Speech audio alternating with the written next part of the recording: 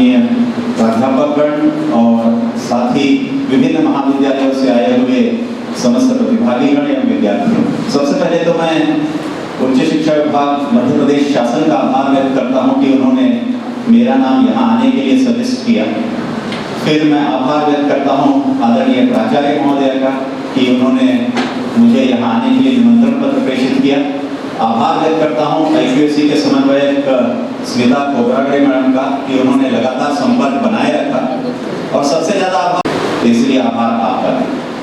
आज का जो मेरा विषय है वो विषय NAAC से रिलेटेड है, और NAAC के बारे में आप सभी बहुत भली भांति परिचित भी हैं। हम लिखते जरूर हैं उसको NAAC और पढ़ते हैं NAAC, और यदि सही मायने में पढ़ा जाए तो वो नाक है।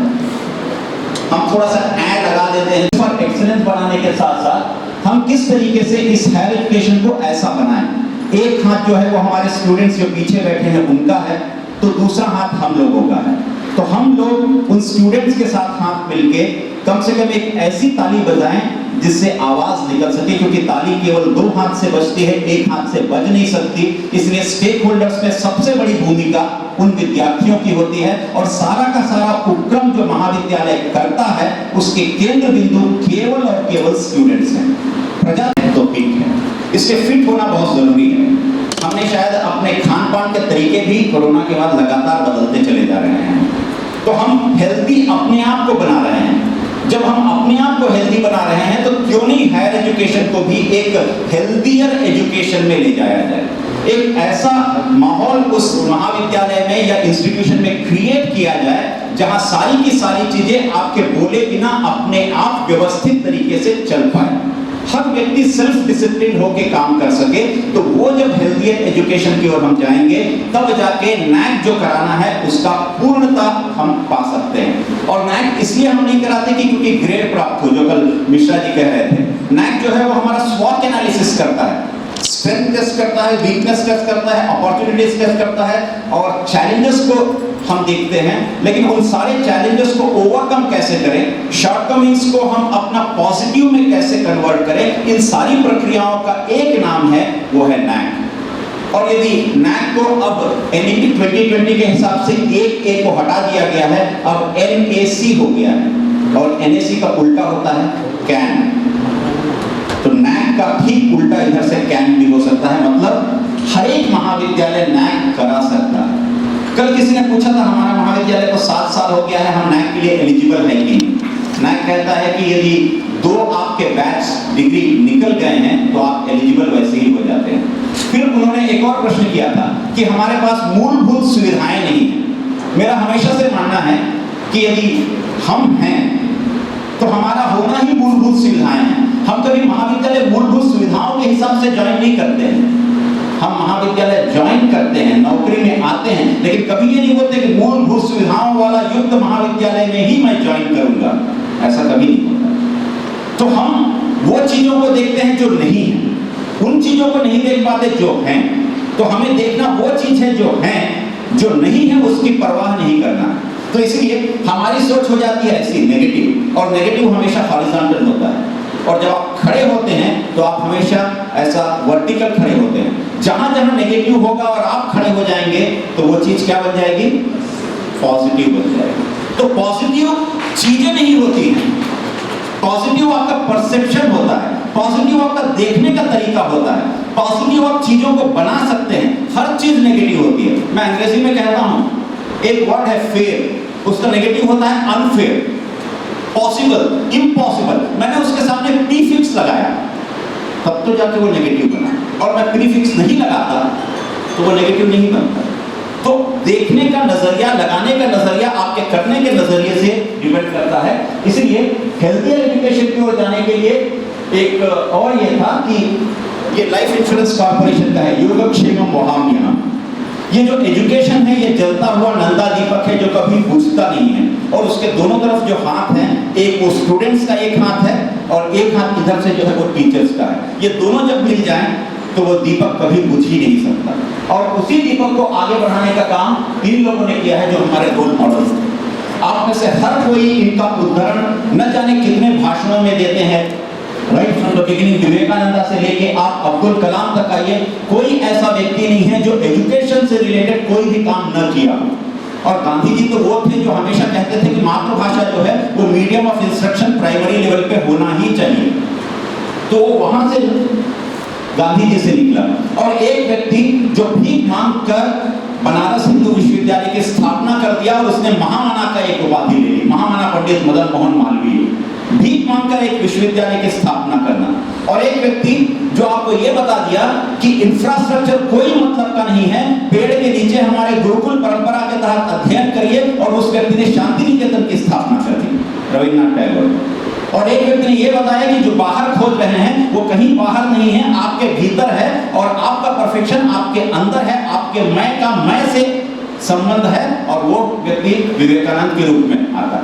फिर एक व्यक्ति बताता है कि आपको हर समय सपने देखना चाहिए, सोते समय भी सपने देखना चाहिए, लेकिन सपने ऐसे होना चाहिए जो आपको सोने न दे, तो वो अब्दुल कलाम कहलाता है। एक व्यक्ति जिसके नाम पर हम 5 सितंबर को शिक्षक दिवस मनाते हैं, जो शिक्षक से सीधा राष्ट्रपति की पदवी तक पहुंचा, वो व्यक्ति राधा कृष्ण। तो ऐसे सारे के सारे लोग हमारे रोल मॉडल्स हैं इंडिया में। और उस रोल मॉडल्स को लेते हुए यदि हम आगे बढ़ते हैं तो हमारे लिए चैलेंजेस ये है कि किस तरीके से क्रॉस एनरोलमेंट रेशियो 50% को हम 2035 तक पूरा करें। दूसरा, केवल डिग्री होल्डर्स हम न पैदा करें, बल्कि हम ऐसे इंटेलेक्चुअल्स को पैदा करें जो जॉब सीकर ना होके जॉब प्रोवाइडर में कन्वर्ट हो जाएं। फिर हम ऐसे यूथ को डेवलप करें जो सेंसिटिव हो, उसमें सिंपैथी ना हो बल्कि उसमें एम्पैथी हो। हम ह्यूमन बीइंग के रूप में पैदा होते हैं, लेकिन ह्यूमन बीइंग से बीइंग ह्यूमन बनने में बहुत लंबा गैप है। तो हम उन बच्चों को बीइंग ह्यूमन कैसे बना सके, उस बारे में काम करने की जरूरत है।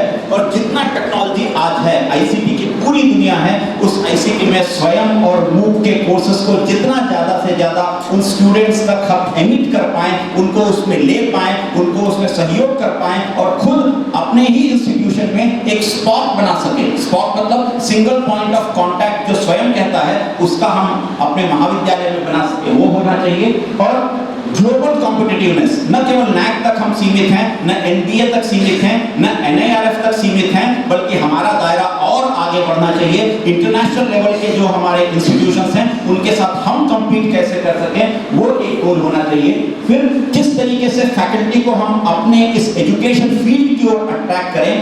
पैकेजेस जो बच्चे जाते हैं मल्टीनेशनल्स में, उनके पैकेजेस न देखते हुए कैसे उनको नर्चरिंग ऑफ द स्टूडेंट्स की ओर हम अट्रैक्ट कर पाएं, वो भी हमारे लिए चैलेंज है। हमारे लिए चैलेंज है कि किस तरीके से हम अपने जगहों पर वर्ल्ड क्लास इंस्टीट्यूशन की स्थापना कर सके। ये सारा का सारा चैलेंजेस यूपीसी ने कहा कि ये हमारे लिए चैलेंजेस है। और चैलेंजेस ये है कि किस तरीके से टीचिंग लर्निंग इवैल्यूएशन में क्वालिटी एनहांसमेंट हो, क्योंकि नैक का केवल एक फोकस है। नैक की आत्मा यदि धड़कती है तो केवल वो क्वालिटी के इर्द गिर्द ही धड़कती है, और क्वालिटी उसका सबसे बड़ा पैरामीटर है। और क्वालिटी के लिए ही ये सारी की सारी जद्दोजहद हम करते हैं। फिर किस तरीके से रिसर्च को करें।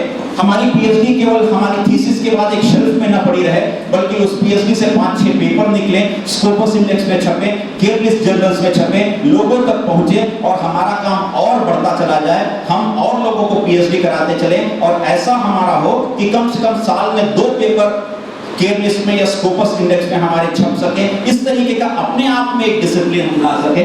फिर किस तरीके से ग्लोबल रैंकिंग के साथ साथ इंडस्ट्री इंस्टीट्यूट इंटरैक्शन III, इसको कैसे बढ़ावा दें, ताकि हम एंटरप्रेन्योरशिप और इंटर्नशिप को भी बढ़ावा दे सकें, जो NEP 2020 कहता है और जो NAAC कहता है। तो उस हिसाब से हमको यदि आगे बढ़ाना है तो हमारे लिए सबसे बड़ी जरूरत यह है कि हम इस क्वालिटी को कैसे मेंटेन करें। तो क्वालिटी को मेंटेन करने की दिक्कत यह है कि हम जितने हमारे रिक्वायरमेंट्स हैं, उन रिक्वायरमेंट्स के कैरेक्टरिस्टिक्स को किस तरीके से फुलफिल कर पाता है, वो हमारी क्वालिटी है। तो क्वालिटी के लिए फिट फॉर पर्पस होना चाहिए, कस्टमर एक्सीलेंस होना चाहिए, डिफेक्ट फ्री होना चाहिए। तो हमारे यहाँ के बच्चों में भी वो क्वालिटी आनी चाहिए। क्वालिटी हर जगह आएगी, पढ़ाने के तरीके में क्वालिटी आएगी, इवैल्यूएशन के तरीके में क्वालिटी आएगी, हमारे जो कल्चरल प्रोग्राम्स होते हैं उसमें क्वालिटी का एलिवेशन होगा, हमारे जो बच्चे बोलने का तरीका है उसमें क्वालिटी एलिवेशन होगा, या उनकी पर्सनैलिटी जो है वो ग्रुप उस तरीके से हो कि उनमें भी क्वालिटी दिखाई दे। तो क्वालिटी जो है वो हर तरीके से बढ़ती हुई चली जाए।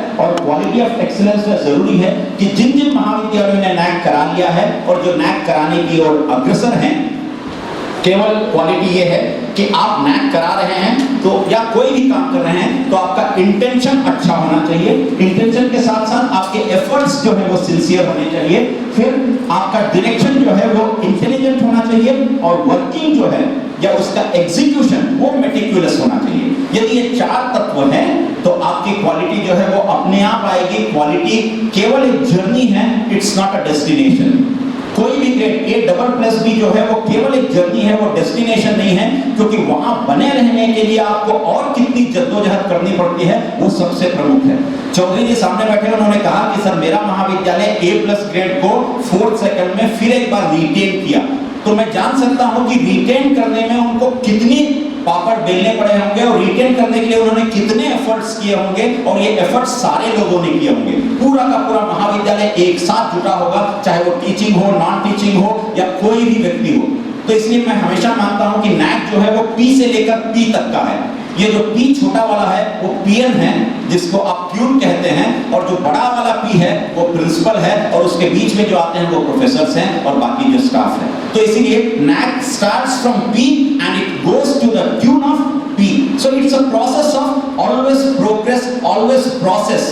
तो प्रोसेस हमको लगातार करने की जरूरत है, और उसी प्रोसेस में हम आगे बढ़ते हैं। तो एक्सेलेंस के बारे में अब्दुल कलाम ने कहा था कि excellence is thinking in the action and foundation of any mission. Excellence is not by accident. If you keep on doing something for years together, then it's for sure that you are going to excel in any of the field. So that's why आपको जो नहीं बनता है उसको आप अपने लिए challenge कर लीजिए, and then NAC is all the things that you can do. और इसीलिए इसी क्वालिटी एक्सीलेंस में what is quality? It's fitness of purpose at the minimum cost. फिर कहता है quality in higher education is key priority. इसलिए NAC ने भी कहा कि क्वालिटी एनहांसमेंट होना चाहिए। इसलिए जब आप IIQA भरते हैं, institutional information for quality assessment, IIQA, तो वहां भी Q है। फिर आपका NAC हो गया तो उसमें भी Q है। NAC होने के बाद आप AQAR भरते हैं, एनुअल क्वालिटी एश्योरेंस रिपोर्ट, वहां भी क्वालिटी है। तो हर जगह क्वालिटी ही क्वालिटी है। तो उस क्वालिटी को रिटेन करना, उसको मेंटेन करना, उनको अपलिफ्ट करना, उसको एलिवेट करना, उसको प्रोपेगेट करना, उसको लोगों के दिमाग में भरना, उसको लोगों से निकलवाना, हर एक व्यक्ति के अंदर की ऊर्जा को सही तरीके से मार्शलिंग ऑफ रिसोर्सेस को करना, ये बहुत बड़ा एक प्रयास है जो सामूहिक ही हो सकता है। और मेरा हमेशा से मानना है कि NAC यदि कराना है तो स्टेक होल्डर्स बहुत इंपॉर्टेंट है, और ये स्टेक होल्डर्स हमारी ये उंगलियां हैं। ये 5 उंगलियां यदि ऐसी होंगी तो कोई काम नहीं हो सकता, लेकिन हर एक उंगली बहुत महत्वपूर्ण होती है। मैं हमेशा जब विद्यार्थियों को संबोधित करता हूं तो ये हमेशा कहता हूं कि ये 5 उंगलियों में ताकत बहुत है, क्योंकि इस उंगली को यदि मैं ऐसा कहता हूं सर, तो सबको यूनिवर्सली समझ में आ जाता है जाना कहां है, क्योंकि इस उंगली की भूमिका बहुत महत्वपूर्ण है। मैं फिर कहता हूं सर, तो और समझ में आता है जाना कहां है, ये दीर्घ शंका है। लेकिन इसके बदले मैं ऐसे 2 उंगली कहूंगा तो ये यूनिवर्सल नहीं है। तो ये 2 उंगलियों का रोल होगा। ये उंगली बहुत महत्वपूर्ण है, क्योंकि इसके बिना तो रिंग सेरेमनी नहीं होती। और ये उंगली और भी इंपॉर्टेंट है, किसी को उंगली दिखाना हो तो यही उंगली काम आती है, ये उंगली काम नहीं आती। और ये उंगली तो व्हाट्सएप के दुनिया का बादशाह है, तो ये भी उंगली काम आती है। लेकिन ये 5 उंगलियों की कीमत बहुत है, लेकिन 5 उंगलियां ऐसी होंगी तो काम नहीं चलेगा, 5 उंगलियां ऐसी होंगी तो थोड़ा बहुत काम चलेगा। लेकिन ये 5 उंगलियां केवल ट्विस्ट होकर ऐसी हो जाएंगी तो वो NAC जो NAC है ना, या जिसको आप नाक कहते हैं, उसको आप तोड़ सकते हैं। सो बस यही होने की जरूरत है। और ये हमारे स्टूडेंट्स हैं, ये हमारे टीचर्स हैं, ये हमारे प्रिंसिपल हैं, ये हमारे एल्यूमनी हैं, और ये हमारे पेरेंट्स हैं। और ये 5 स्टेक होल्डर मिला लीजिए, everything is done, everything will become successful. केवल कोऑर्डिनेशन इन 5 का इस तरीके से आप कर लीजिए, कोई भी महाविद्यालय ऐसा नहीं है जो NAC को ना करा सके। तो वो एक हमारा सोर्स होना चाहिए, वही हमारी क्वालिटी है। और जो मेजर चैलेंज है वो है कि इस क्वालिटी को हम एश्योर कैसे करें। To do a right thing at first time. फिर दूसरा कहता है to do a right thing at the right time. फिर तीसरा कहता है find and know what consumer wants, हमारे बच्चों को चाहिए क्या। कल एक मैम बोल रही थी कि मैं तो बच्चों से ये पूछती हूँ कि बताओ ये 4 तरीके हैं पढ़ाने के, उनमें से तुमको कौन सा तरीका अच्छा लगता है कि मैं उन तरीकों से पढ़ाऊं। पढ़ाना ये नहीं होता कि मैं गया और अपने कर्तव्यों की इतिश्री किया और वो चौखट को छुआ और चला आया, बल्कि पढ़ाना तो ये होना चाहिए कि जो लास्ट में बैठा हुआ बच्चा है उस तक वो बातें समझ में आ जाए। यदि आपका वो लास्ट वाला बच्चा आपकी बातें समझ नहीं पा रहा है आपके तरीके से, तो मुझे अपना तरीका बदलना चाहिए, न कि उसको बोलना चाहिए कि तू अपना तरीका बदल ले ना। मुझे अपना तरीका बदलना चाहिए ताकि उसको भी वो बातें समझ में आ सके। फिर features that meet consumer needs, उसकी नीड्स क्या है, उसके डिमांड्स क्या है। हमारे यहाँ वैल्यू एडेड कोर्सेस हम चलाते हैं, हम अपने हिसाब से वैल्यू एडेड कोर्सेस डिजाइन करते हैं, उसके लिए भी फीडबैक होना चाहिए कि ये हमारे वैल्यू एडेड कोर्सेस की लिस्ट है, कितने बच्चे ऐसे वैल्यू एडेड कोर्सेस में लेना चाहते हैं, तो उस हिसाब से हम उस कोर्सेस को चलाएं, तब जाके उसमें मैक्सिमम नंबर ऑफ स्टूडेंट्स का इनटेक हो पाएगा। तो वो स्टूडेंट्स की नीड्स और डिमांड्स के हिसाब से होना चाहिए, वो 21st सेंचुरी के स्किल्स के हिसाब से होना चाहिए, वो उनको आगे ले जाकर उनको एम्प्लॉयबल बना सके, उसके हिसाब से हमें तय करने की जरूरत है। और freedom from deficiencies and defects, ये एक होना चाहिए। फिर इसके बाद है वैल्यू फॉर वर्थीनेस। किसी ने कहा जैसे हम मूवी देखते हैं, मूवी देख के आके कहते हैं यार इस मूवी में तो पैसा वसूल हो गया, तो वैल्यू फॉर मनी है। तो वैसे ही हर एक पीरियड ऐसा होना चाहिए, आज का पीरियड जो है बहुत मजा आ गया, ऐसा लगा ही नहीं कि पीरियड हुआ है, ऐसा लग रहा था जैसे समय जो है वो बहुत जल्दी बीत गया और थोड़ा देर होना चाहिए था। तो वो जो है that's the basic value of any of the teacher or any of the teaching methodology, तो इसलिए वो भी हमारे पास होना चाहिए। फिर उसके बाद क्वालिटी क्यों जरूरी है, क्योंकि लगातार कॉम्पिटिशंस बढ़ते जा रहे हैं और लगातार आपके अपने कंफर्ट्स भी बढ़ते जा रहे हैं। पहले आप 2.5-3 लाख की कार खरीदते थे, 5 लाख में गए, 10 लाख में गए, 15 लाख में गए, जितना आप पैसा बढ़ाते जा रहे हैं उतना आपका कंफर्ट बढ़ता जा रहा है। तो हम अपना कंफर्ट बढ़ा रहे हैं और उसी हिसाब से हमारे महाविद्यालय का भी कंफर्ट बढ़ना चाहिए। यदि हमारी जीने की क्वालिटी बढ़ रही है, हमारे पहनने वाले कपड़ों की क्वालिटी बढ़ रही है, हमारे द्वारा खाए जाने वाले खाद्य पदार्थों की क्वालिटी बढ़ रही है, तो एजुकेशन की क्वालिटी क्यों नहीं बढ़नी चाहिए। क्योंकि हम जो खाते हैं और जो पैसा आता है वो तो एजुकेशन से आता है, इसलिए वो जो पैसा एजुकेशन से हमें मिल रहा है, जिसके कारण हम अपने घरों में, आलीशान घरों में एसी लगा के बैठे हैं, और उन बच्चों से जो पैसा आता है उसके कारण हमारे बच्चे किसी बेहतर संस्थानों में पढ़ते हैं, तो हमारी जिम्मेवारी उन बच्चों के लिए सबसे ज्यादा होती है। और पढ़ाई का स्टैंडर्ड या क्वालिटी तब तक डिटोरेट नहीं होती जब मेरे सामने बैठा हुआ बच्चे में मुझे अपना बेटा या अपनी बेटी जिस दिन नजर आती होगी उस दिन क्वालिटी कभी भी खत्म नहीं हो सकती, और जिस दिन वो बच्चे दूसरे नजर आने लगेंगे अपने आप क्वालिटी गिर जाएगी।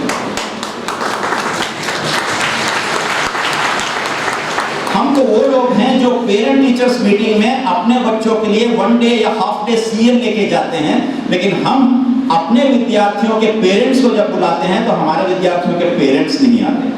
मान के चलिए जिस दिन उन विद्यार्थियों के पेरेंट्स सारे के सारे आ गए, तब क्या होगा। हम तो अपने बच्चे का आधा नंबर, पौन नंबर, 1 नंबर के लिए उस टीचर से भिड़ जाते हैं। यदि उनके पेरेंट्स आके हमसे भिड़ने लग गए तो हम कहाँ।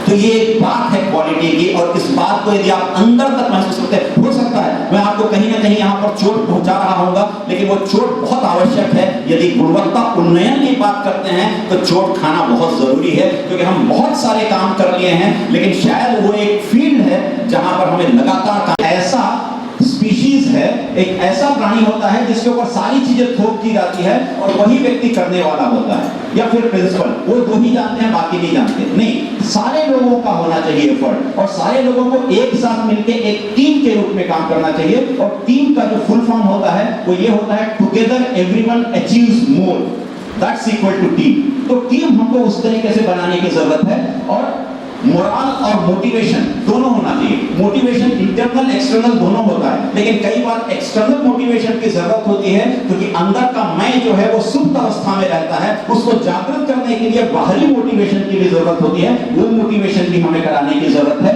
क्रेडिबिलिटी, प्रेस्टीज और स्टेटस। अब प्रेस्टीज की बात आ रही है तो आप ये देखिएगा, एक एडवर्टाइजमेंट आता था बहुत पहले प्रेस्टीज का, जो अपनी बीवी से करे प्यार वो प्रेस्टीज से कैसे करे इनकार। मतलब प्रेस्टीज जो है वो प्यार का सिंबल हो गया। तो हमें यदि हमारे महाविद्यालय से प्यार है तो हमारा महाविद्यालय हमारा प्रेस्टीज है।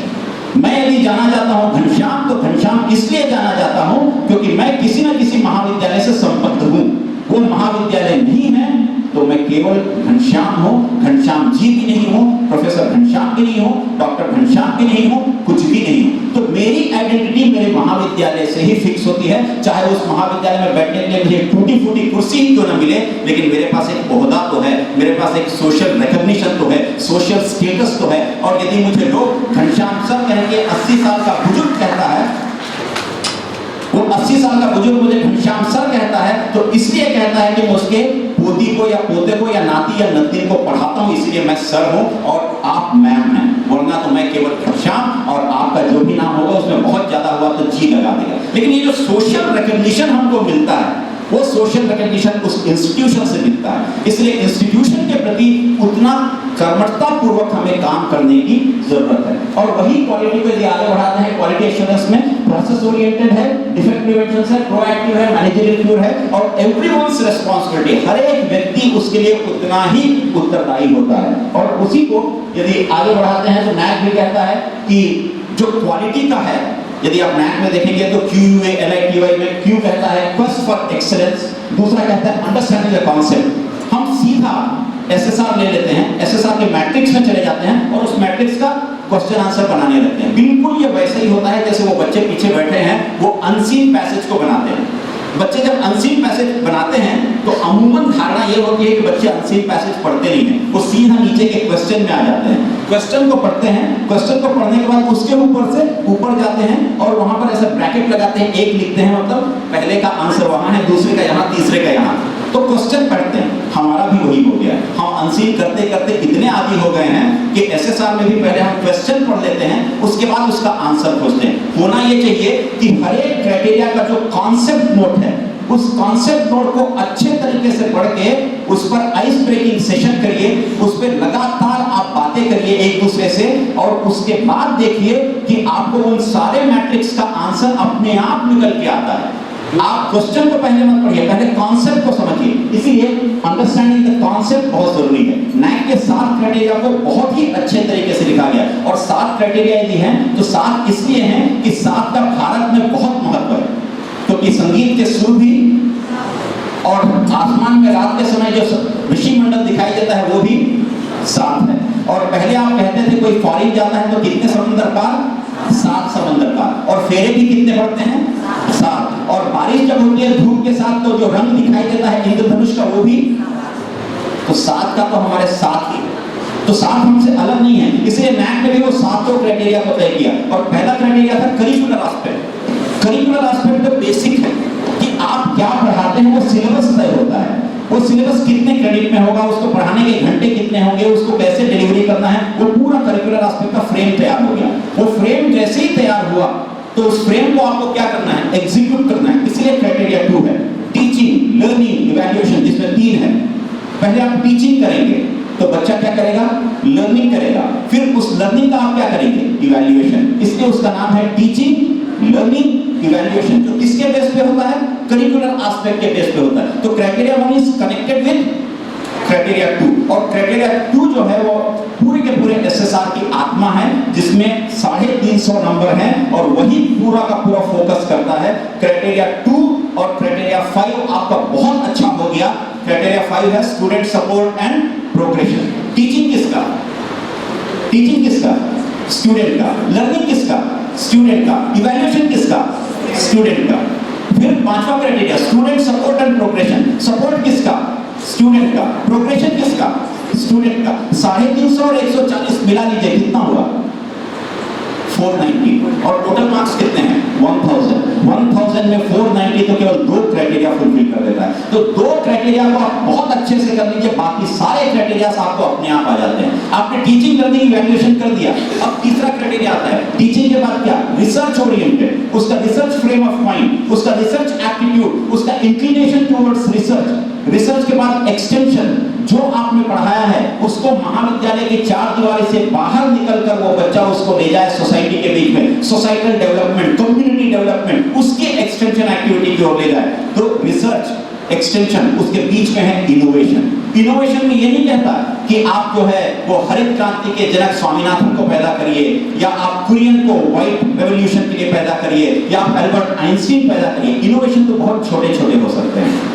वो कपाड़ से जुगाड़ भी हमारा बहुत बड़ा इनोवेशन है, तो उसके लिए इंक्यूबेशन सेंटर्स भी हमारे महाविद्यालयों में बनना चाहिए। और वो केवल साइंस की बढ़ोतरी नहीं है, इंक्यूबेशन सेंटर किसी भी महाविद्यालय में आर्ट्स कॉमर्स साइंस कहीं पर भी बन सकता है, तो इंक्यूबेट होना चाहिए। वहां जो उसको उष्मा मिलनी चाहिए, उसके आइडियाज को टेम्परेचर मिलना चाहिए, इंक्यूबेट होना चाहिए। तो जो इमैच्योर आइडिया है वो मैच्योर होना चाहिए इंक्यूबेशन में, तब जाकर वो स्टार्टअप में कन्वर्ट होता है, और वही स्टार्टअप आगे बढ़ के एंटरप्रेन्योरशिप में कन्वर्ट हो जाता है। तो वो स्टार्टअप को भी हमको बढ़ावा देने की जरूरत है, जो कि एक्शन ओरिएंटेड है। फिर लर्नर सेंट्रिक अप्रोच, जो मैंने आपको पहले में कहा था कि बच्चे को क्या चाहिए, स्टूडेंट को क्या चाहिए, उस हिसाब से हमारा पूरा का पूरा मेथोडोलॉजी चेंज हो जाना चाहिए। जैसे मैं उस क्लासरूम के उस दरवाजे के अंदर आया, मेरे पास मिक्स बैग है, उस मिक्स बैग के बच्चों को मेरे पढ़ाने के तरीके कैसे होने चाहिए, वो आप कितना भी बीएड एमएड के सारे पढ़ लीजिए, कोई तरीका काम नहीं आता। क्लासरूम के अंदर में आप और स्टूडेंट के बीच में उसको जो समझाने वाला तरीका आपने जो डिराइव किया है वही काम आता है, बाकी सारे के सारे वैसे ही खत्म हो जाते हैं। इसलिए education is very important. Education की परिभाषा क्या है? What is education? कोई बता सकते हैं व्हाट इज एजुकेशन? एक बार बोलिए, क्योंकि ये टू वे प्रोसेस होना चाहिए जी। Process of learning. सर मैं बहुत अज्ञानी हूँ, बहुत कम जानता हूँ, मेरी एजुकेशन की परिभाषा बहुत संकीर्ण है, छोटी है। मैं एजुकेशन को आज तक ये समझा हूँ कि educate the nation is education, बस मैं इतना जानता हूँ। एजुकेट द नेशन, और नेशन बहुत बड़ा है। मेरे बगल वाला भी जो है वो इंडियन है, तो वो भी नेशन है, ये भी नेशन है। मैं अपने बगल वाले को एजुकेट कर पाता हूँ तो वो एजुकेशन है, सामने वाले को एजुकेट कर पाता हूँ तो वो एजुकेशन है, पीछे वाले को एजुकेट कर पाता हूँ तो वो एजुकेशन है। तो educate the nation is education. और अल्टीमेटली एजुकेशन का एम क्या है? आपका महाविद्यालय, आपका ताल्लुक, आपका जिला, आपका स्टेट और आपकी कंट्री जो है वो आगे बढ़ सके, तो वो एजुकेशन। तो इसलिए उसी एजुकेशन के लिए हमें चाहिए इनोवेशन फॉर चेंज। चेंज चाहिए। बहुत पहले एक एडवर्टाइजमेंट आता था, आपने देखा होगा, एक गैस का ट्यूब जो था वो नाचता था और कहता था मुझे चेंज चाहिए। मतलब हम गैस का स्टोव बदल देते हैं, सिलेंडर बदलते रहते हैं, लेकिन जब तक उस पाइप से बदबू नहीं आती तब तक हम पाइप कभी नहीं बदलते। हमारा ध्यान ही नहीं जाता पाइप की ओर। तो पाइप नाचते हुए कहता है भाई मुझे भी तो बदलो, बाकी सब बदल दिया, मुझे कब बदलोगे?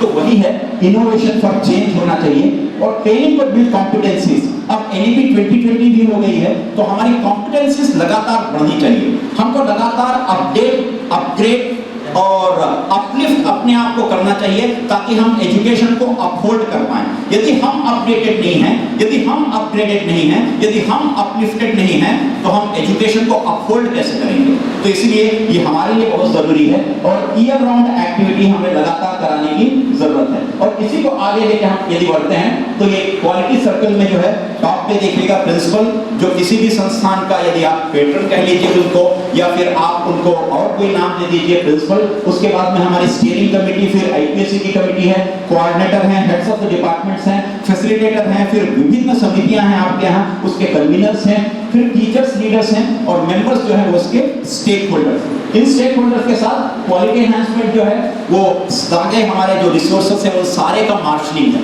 यदि आपके पास एक कमरा है, आप ये देखिएगा मार्शलिंग ऑफ रिसोर्सेस कैसे होता है।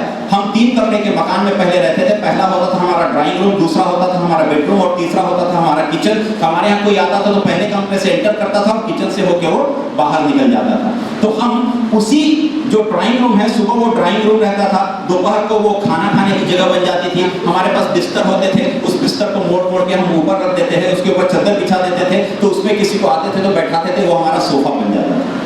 तो हमने सब इसी तरीके का प्लान किया है। वो है कि किस तरीके से उपलब्ध संसाधनों का अनुकूलतम और अधिकतम उपयोग आप कर पाते हैं, और नैक भी यही कहता है optimum utilisation of available resources. वो ये नहीं कहता कि बहुत बड़ी बिल्डिंग होनी चाहिए, इतने कमरे होने चाहिए, ये होना चाहिए, वो होना चाहिए, नहीं, बल्कि जो उपलब्ध संसाधन है उसका अधिकतम अनुकूलतम उपयोग आप कैसे करते हैं, that's the most important thing, and that's what quality is. और इसीलिए फिर उसके बाद एजुकेशन और हेल्थ, ये जो एजुकेशनल हेल्थ है हमारा, वो डिपेंड करता है कि हायर एजुकेशन की हेल्थ की ओर। तो इसीलिए जो हिट है, be fit to be hit, तो इसीलिए आपको फिट रहने की जरूरत है, एजुकेशन को फिट रखने की जरूरत है। उन बच्चों का जो हमारे स्टेक होल्डर्स हैं, उनका एजुकेशन से मोह भंग नहीं होना चाहिए, बल्कि वो ऐसे मोहित हो सके कि वो आपके कॉलेज को छोड़ने के बाद भी कॉलेज से लगातार रहें। एल्यूमनी के साथ सबसे बड़ी दिक्कत होती है कि हम स्टूडेंट्स की ट्रैकिंग नहीं कर पाते कि हमारे यहाँ के स्टूडेंट्स का प्रोग्रेशन कहाँ हुआ, हमारे पास उसकी डिटेल नहीं रहती, कौन पीएचडी करने चला गया, किसकी नौकरी लग गया, किसका प्लेसमेंट हो गया, हमारे पास कोई रिकॉर्ड नहीं रहता। उन सारे रिकॉर्ड को अच्छे से करने का तरीका ये है कि हम एजुकेशनल इंस्टीट्यूशन को बिल्कुल फिट रखें। और आज मुझे ये अच्छा लगा, मैं चौधरी सर से बात भी कर रहा था कि यहाँ की स्टाफ जो है बहुत यंग है, जो यंग है, डायनामिक है, एनर्जेटिक है, एंटरप्राइजिंग है, वैसे ही बच्चों में भी वो जो है वो कंटेजियस होना चाहिए, और वो लगातार ऐसा कंटेजियस हो कि सब के सब, इवन प्रिंसिपल से लेके सारे के सारे इतने एनर्जेटिक हो कि सारे काम को आप एक साथ कर पाएं। वो हमारा जो है फिट होने का निशानी है। और यदि हम फिट हो पाए, इसको मैं स्किप करता हूं, इसको भी स्किप करता हूं, ये क्वालिटी एश्योरेंस और क्वालिटी कंट्रोल। क्वालिटी एश्योरेंस जो है वो management and focus providing confidence है। आईक्यूएसी जो है वो हमको कॉन्फिडेंस देती है, क्योंकि हम बहुत सारे प्रोग्राम आईक्यूएसी के एजिस में करते हैं। ये जो हमारा सेमिनार हो रहा है, ये भी आईक्यूएसी के एजिस में हो रहा है। और आईक्यूएसी क्या है? आईक्यूएसी केवल और केवल एक थिंक टैंक है। आईक्यूएसी केवल ब्रेन है और कुछ भी नहीं है। महाविद्यालय का ब्रेन जो है वो आईक्यूएसी है, और वो आईक्यूएसी जिस जिस आर्गन को जो जो कहता है वो सारे आर्गन्स को ऑपरेट करने का होता है। आईक्यूएसी कोई काम नहीं करती, बल्कि आईक्यूएसी काम करवाती है। IQAC basically idea generation centre है, आइडिएशन का सेंटर है आईक्यूएसी। लेकिन IQAC doesn't do anything. IQAC is always like a catalyst, जो कि उत्प्रेरक का काम करती है, जो किसी रासायनिक अभिक्रिया में भाग लेती या नहीं लेती, लेकिन रासायनिक अभिक्रिया की गति को या तो आगे बढ़ा देती है या पीछे खींच लेती है। वो काम आईक्यूएसी करती है, जिसके बारे में और ज्यादा जानकारी चौधरी जी देंगे, इसलिए मैं उनके एरिया में अतिक्रमण नहीं करूंगा। तो क्वालिटी कंट्रोल जो है वो क्वालिटी मैनेजमेंट फोकस है। तो ये क्वालिटी कंट्रोल एक बार हो गया, जैसे कोई प्रोडक्ट बना है, क्वालिटी कंट्रोल हो गया, वो निकल गया क्वालिटी कंट्रोल से, उसमें आपने आईएसआई का मार्क लगा दिया, वो निकल गया। लेकिन महाविद्यालय में वैसा नहीं है। महाविद्यालय में लगातार अनवरत अनंत प्रक्रिया ऐसी है कि जो लगातार चलती रहती है। इसीलिए जो हमारा क्वालिटी है वो डेस्टिनेशन हो गया, इसीलिए वो कहीं पर हमारा कोई मूल बिंदु नहीं है कि जहां पर हम डेस्टिनेशन माने, बल्कि वो ऑनगोइंग जर्नी के रूप में हमें उसको लिया जाना चाहिए। फिर ये क्वालिटी का 7 मैनेजमेंट प्रिंसिपल जो है स्टूडेंट पे फोकस है। स्टूडेंट्स को लीडर कैसे बनाए, लीडरशिप डेवलपमेंट है। फिर एंगेजमेंट कैसे करें स्टूडेंट्स को विभिन्न एक्टिविटियों में। कल कोई कह रहे थे कि हमारे स्टूडेंट्स जो हैं बहुत सारी गतिविधियों में भाग लेते हैं, और बहुत सारे बच्चे जो हैं जो भाग नहीं लेते, वो भाग लेते हैं।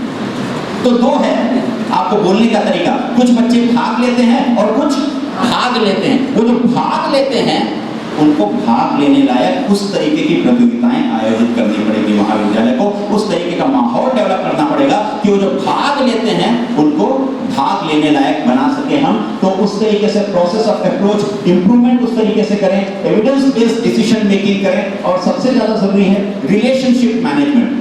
स्टूडेंट्स और टीचर्स के बीच में एक ऐसा रैपो होना चाहिए कि स्टूडेंट्स को जब जब आप याद करें तो स्टूडेंट्स आपके सामने हाजिर हो, उस तरीके का एक रैपो होना चाहिए। और ये सब करने के लिए 6 दोस्त की बहुत जरूरत है। और रुडयार्ड किपलिंग ने भी कहा था, ये 6 दोस्त आपके पास हैं तो आप दुनिया का कोई भी काम बहुत आसानी से कर सकते हैं। और वो 6 दोस्त हैं, what and why, when and how, who and where. बस इनसे क्वेश्चन करिए, why to go for NAAC, What is NAC? Why NAC?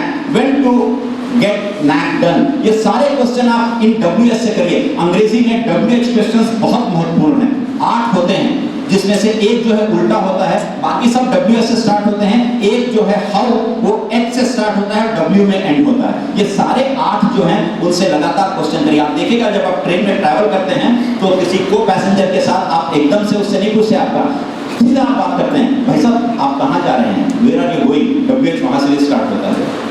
फिर उसके बाद में बहुत देर बाद आप उससे पूछते हैं कि आपका नाम क्या है, और उतरने के पहले आप मोबाइल नंबर भी एक्सचेंज कर लेते हैं। तो सारी की सारी प्रोसेस किसी को जानने की जो है वो WH से स्टार्ट होती है। तो इसीलिए इनको अपना फ्रेंड बनाने की जरूरत है। और ये हो गया तो हमें चेंज चाहिए, और वो जो चेंज चाहिए वो ऐसा होना चाहिए।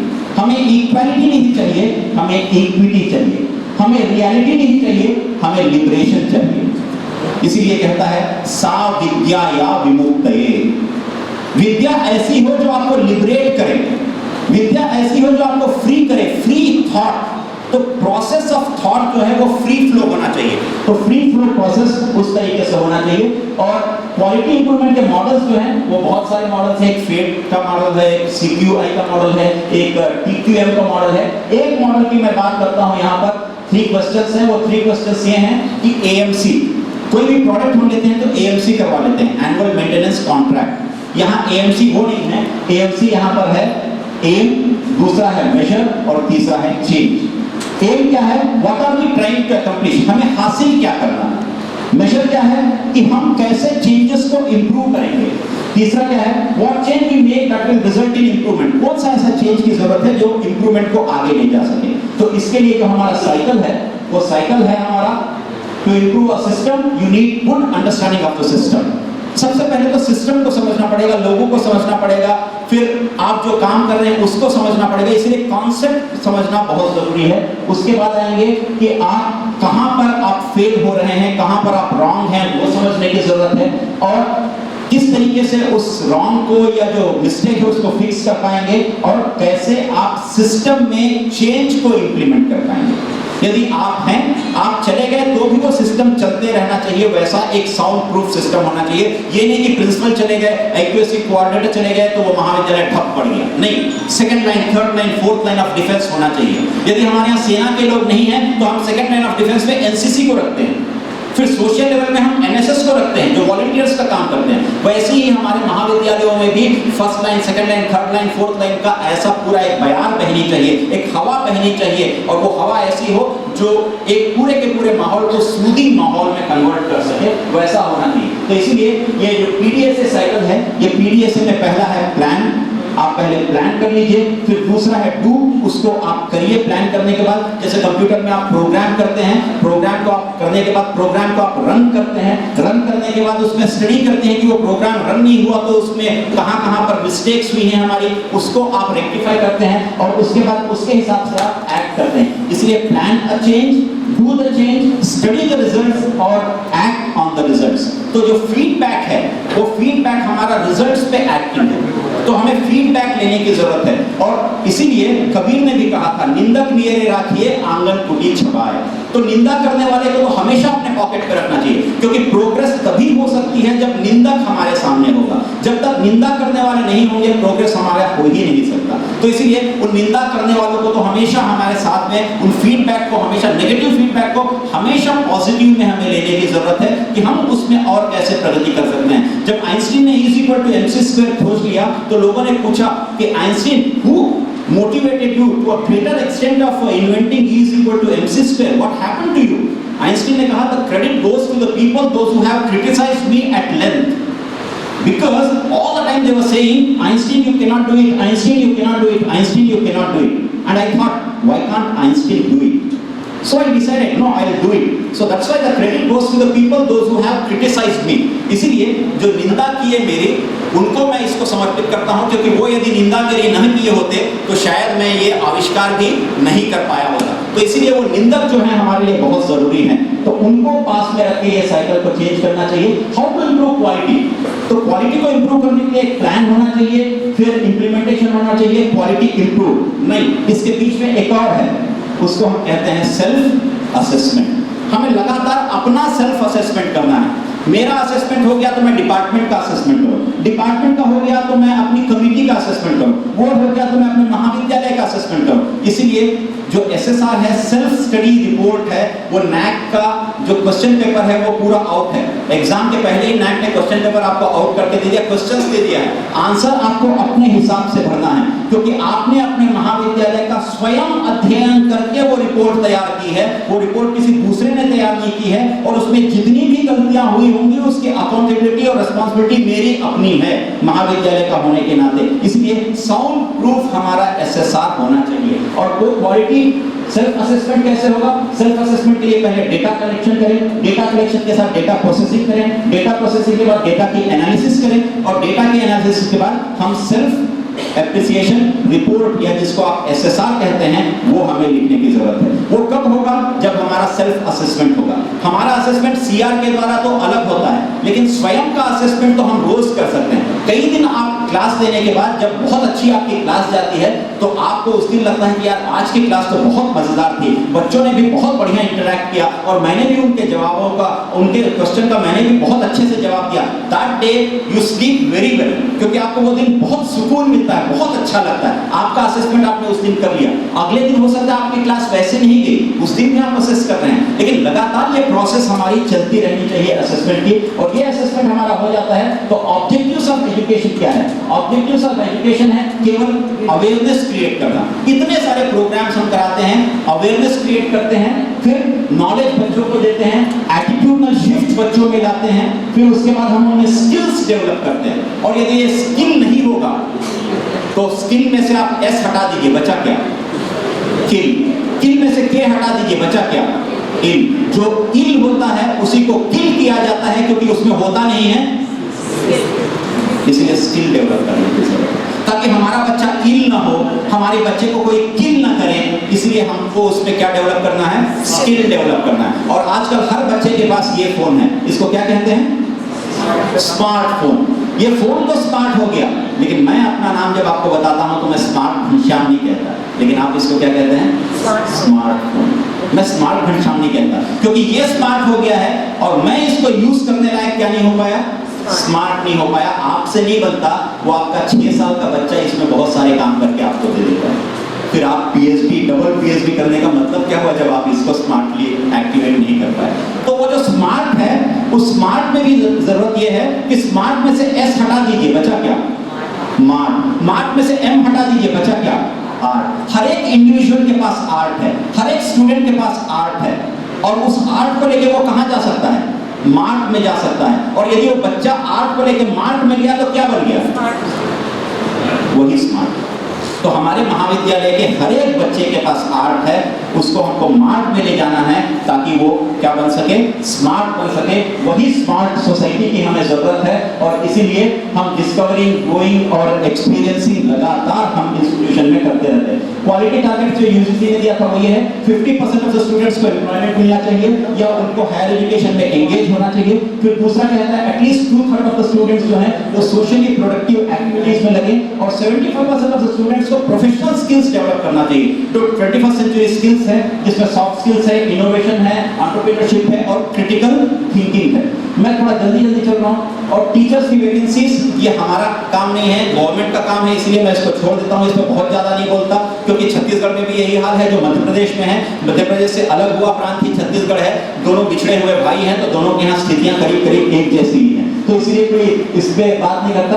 ये इनिशिएटिव्स लेने की जरूरत है। लगातार इंडक्शन प्रोग्राम्स करना है। इंडक्शन प्रोग्राम शुरू में नहीं करना है जब एडमिशन लेते समय, आप हर 3 महीने में एक इंडक्शन प्रोग्राम करिए। हर 3 महीने में महाविद्यालय में बहुत सारे परिवर्तन आते हैं, उन परिवर्तन के बारे में बच्चों को बताने की जरूरत है। कितनी हमारे यहाँ सोसाइटीज हैं, कितने हमारे यहाँ फैकल्टीज हैं, कितने हमारे यहाँ अलग अलग सेल्स हैं, उन सेल्स की एक्टिविटीज क्या है, उन सेल्स का ऑब्जेक्टिव्स क्या है, उसका एम क्या है। कल सर और बता रहे थे कि हमको कुछ पॉलिसीज बनाने की जरूरत है। क्वालिटी पॉलिसी बननी चाहिए, रिसर्च पॉलिसी बननी चाहिए, एंटरप्रेन्योरशिप पॉलिसी बननी चाहिए, इंटर्नशिप की पॉलिसी बननी चाहिए। फिर यूजीसी कहता है कि आपके यहाँ एक आरडीसी होना चाहिए, रिसर्च डेवलपमेंट एक कमिटी बननी चाहिए। तो वो सारे के सारे प्रोसेस हमको लगातार महाविद्यालय में इंडक्शन प्रोग्राम के द्वारा उन बच्चों तक बतानी है, क्योंकि वही बच्चे जो हैं वो अपने पेरेंट्स को बताएंगे। और पेरेंट टीचर्स मीटिंग जब होती है या नैक के सामने जब पेरेंट्स आके खड़े होते हैं, जब नैक उनसे सवाल करती है तो वो उस सवाल का जवाब अच्छे तरीके से दे सके, वो महाविद्यालय को बेहतर तरीके से जाने, समझे, बूझें और किए गए प्रश्नों का उत्तर दे सके।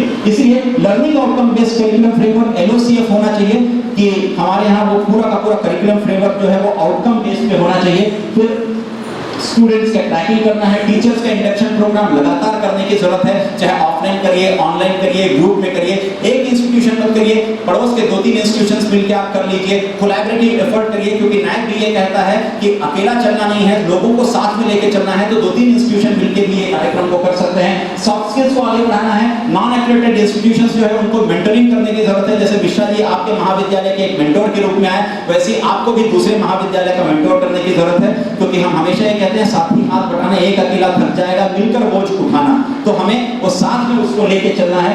सोशल इंडस्ट्री का कनेक्ट करने की जरूरत है, क्वालिटी ऑफ रिसर्च को डेवलप करने की जरूरत है, और सबसे बड़ी चीज जो है आईसीटी जो इंफॉर्मेशन एंड कम्युनिकेशन टेक्नोलॉजी है उसका ऑप्टिमम यूटिलाइजेशन, एआई का यूज हम कैसे अपने टीचिंग में कर पाए। तो इसी इनिशिएटिव्स को आगे बढ़ाते हुए ओरिएंटेशन ऑफ न्यू स्टूडेंट जो है दीक्षाराम कार्यक्रम है, तो दीक्षाराम करिए। हम सारे लोग एसआईपी बहुत चलाते हैं, 5,000, 10,000, 15,000 की हमारी एसआईपी चलती है, सिस्टमैटिक इन्वेस्टमेंट प्लान। तो यहाँ पर भी हम स्टूडेंट इंडक्शन प्रोग्राम करें, उसका नाम भी हम एसआईपी दे दें, तो लगातार स्टूडेंट्स को हम इंडक्शन करते रहें। फिर उसके बाद दूसरा है एलओसीएफ, इस पे तो मैं बता चुका था, ये लॉट्स से हॉट्स तक ले जाना है।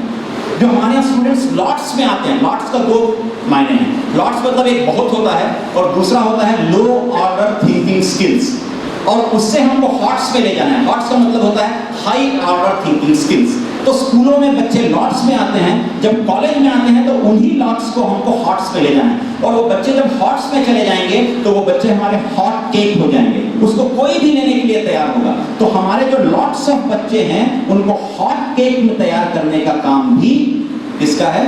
हमारे महाविद्यालयों का।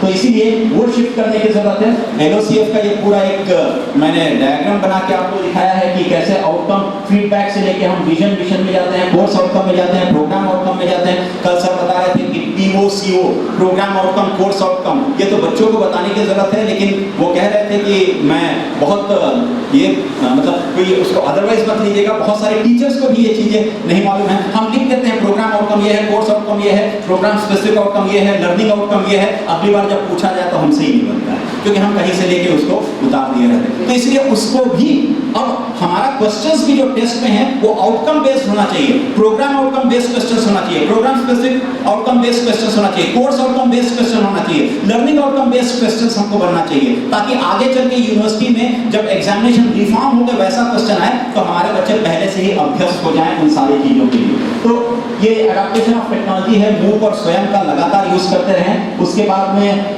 ये आईसीटी है, ये आईसीटी का यूज हर तरीके से स्मार्ट बनाने की जरूरत है। टीचर को, स्टूडेंट को हर तरीके से picture smart, body smart, nature smart, word smart, people smart, logic smart और सेल्फ स्मार्ट बनने की जरूरत है। और पूरी की पूरी व्यवस्थाएं जो है वो स्मार्ट हो गई है। आजकल जो लिटरेट व्यक्ति वो है जो टेक्नोलॉजी का यूज करता है, इलिटरेट वो है जो टेक्नोलॉजी का यूज नहीं कर पाता। जो कमला लिख सकता है वो लिटरेट नहीं है, बल्कि जो टेक्नोलॉजी को बहुत अच्छे से यूज कर पाता है वो लिटरेट होता है। इसलिए लिटरेट की परिभाषाएं भी लगातार बदलती चली जा रही हैं, तो अडॉप्टेशन करना चाहिए। और उसके बाद जो ये सबसे बड़ी चीज है, कोरोना ने हमको ये सिखाया कि हमको लाइफ स्किल्स भी बच्चों में लगातार बढ़ाने की जरूरत है। सिंपैथी के अलावा हमको एम्पैथी बढ़ाने की जरूरत है, सेल्फ अवेयरनेस क्रिएट करना है, इमोशंस को कैसे कंट्रोल करें वो है, क्रिटिकल थिंकिंग, क्रिएटिव थिंकिंग, इन सारे लाइफ स्किल्स को भी हमें आगे बढ़ाने की जरूरत है, ताकि हम बच्चे को 21st सेंचुरी के मार्केट में जब भेजेंगे तो बच्चा जो है वो इमोशनल इम्बैलेंस को भी कोप अप कर पाए, ये होना चाहिए। हमारा क्राइटेरिया ये नहीं है कि हमारे बच्चे 90% या 100% पाएं, वो केवल इंटेलिजेंट क्वोशंट है, लेकिन महाविद्यालय में एक क्वोशंट जो सबसे ज्यादा कम होता है वो है इमोशनल क्वोशंट। हर बच्चा इंटेलिजेंट क्वोशंट में आगे नहीं होता, बहुत सारे बच्चे होते हैं जो इमोशनल क्वोशंट में बहुत आगे होते हैं, सोशल क्वोशंट में आगे होते हैं, रिलीजियस क्वोशंट में आगे होते हैं, कम्युनिटी क्वोशंट में आगे होते हैं। तो महाविद्यालय को उन सारे क्वोशंट्स पे भी ध्यान देने की जरूरत है। एक छोटू को आप कहते हैं छोटू ये किसी काम का नहीं है, पढ़ाई लिखाई में सबके बेकार है, और आपका बच्चा लगातार पढ़ते रहता है, 90-95% पाता है, और जब जरूरत होती है किसी काम के लिए तो आपका बच्चा पढ़ते रहता है, वो नहीं जाता काम के लिए। कौन याद आता है? छोटू। सब्जी लेने छोटू, सिलेंडर लेने छोटू, किसी की गमी में वो बांस लेना है छोटू, और आप कहते हैं छोटू किसी काम का नहीं है, जबकि छोटू ही सब काम का है। केवल उसमें कमी है इंटेलिजेंट क्वोशंट की, लेकिन उसमें इमोशनल क्वोशंट कितना है, सोशल क्वोशंट कितना है, वो हम नहीं देख पाते। Being a parent, being a teacher, हम केवल अंकों से आते हैं। अंक हमारा हमको कैसे आंकेंगे? हमको अंकों को आंकना चाहिए। ना कि अंक हमें आके। तो इसीलिए वो हमारा परसेप्शन इस तरीके से क्वालिटी एनहांसमेंट के लिए चेंज होना चाहिए और सॉफ्ट स्किल्स को इस तरीके से डेवलप करने की जरूरत है। इससे भी मैं आगे बढ़ता हूँ कि सोशल और इंडस्ट्री से कनेक्ट करने की जरूरत है। आसपास में जो भी इंडस्ट्री छोटी बड़ी हो उससे हमको कनेक्ट करने की जरूरत है। और उन्नत भारत अभियान जिसके बारे में कल शायद राजपूत जी बता रहे थे, उसको भी हमें बढ़ाने की जरूरत है। और सबसे बड़ी चीज ये है कि सोसाइटी और इंडस्ट्री से का कनेक्शन ये है कि gaining knowledge is the first step to wisdom and sharing knowledge is the first step to humanity. तो हमको ह्यूमैनिटीज को बढ़ाने की जरूरत है। इसलिए हिंदी इंग्लिश को आजकल ह्यूमैनिटीज में ले लिया गया है, उसको ह्यूमैनिटीज कहा गया है क्योंकि वो ह्यूमन एम्यूनिटीज को बढ़ाता है और हमें ह्यूमन एम्यूनिटीज बढ़ाने की जरूरत है, वही हमारी ह्यूमैनिटी है।